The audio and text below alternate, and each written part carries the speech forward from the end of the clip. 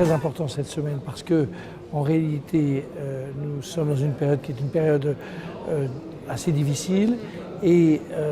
l'ensemble des pays autour de la Méditerranée ont à la fois un besoin de travailler ensemble, de développer des marchés ensemble, de créer des emplois qui sont liés à leurs activités communes. Donc, d'une manière générale, tout ce qui permet de rassembler les pays de la Méditerranée est évidemment très favorable à l'activité, donc à la croissance, donc à l'emploi. Les rendez-vous économiques,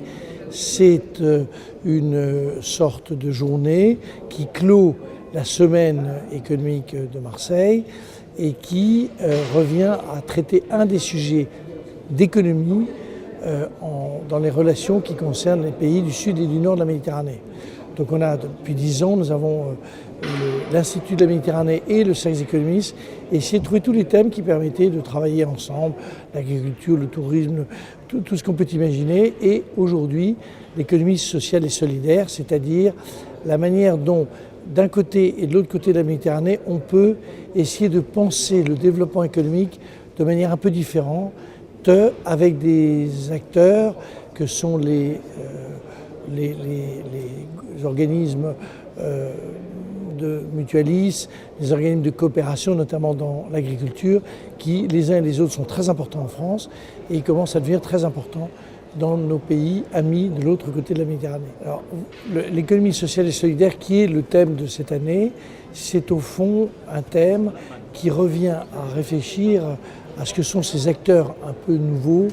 que sont les coopératives, que sont les organismes mutualistes, que sont les associations, tout ce qui n'est pas directement, j'allais dire, dans la tradition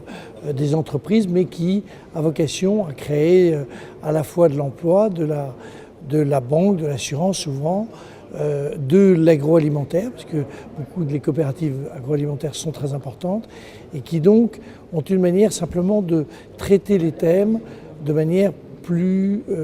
humaine, plus proche des uns et des autres que ne le font des entreprises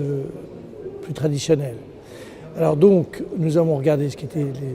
cette économie sociale et solidaire. Pour nous, en France, ça joue beaucoup en termes de compétitivité. Vous ne savez peut-être pas, mais le Crédit Agricole, les caisses d'épargne, tout ça, c'est de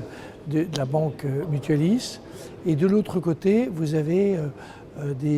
beaucoup de petites entreprises qui ont vocation finalement à essayer d'insérer toute la population, les femmes, les jeunes, qui sont assez largement au chômage, disons.